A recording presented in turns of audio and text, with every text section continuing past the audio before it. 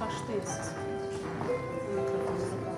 Əziz qonaqlar, əziz müəllimlər və əziz tələbələr, adımızı tutub yolumuzu gözləyən bütün tədbirimizə qatılanlar, xoş gördük sizləri.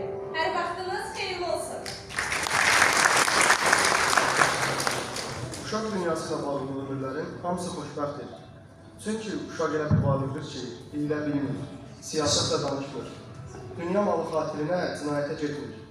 Buna görə də süd toxulu körpələrin yazıcısı, şair olmaq böyük səadətdir.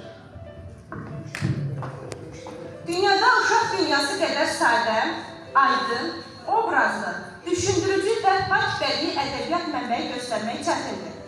Ədəbiyyatın ən iddiasız, saf, təmənnasız sahəsidir uşaq ədəbiyyatı. Yalnız ona görə yox ki, məsul, təmiz uşaq mənəviyyatına xidmətlə məşğuldur. Həm də ona görə ki, bu yöndə qələm çalanlar heç bir dəyərləndirmə, tərtib, mükafat olmadan yazıb yaradırlar.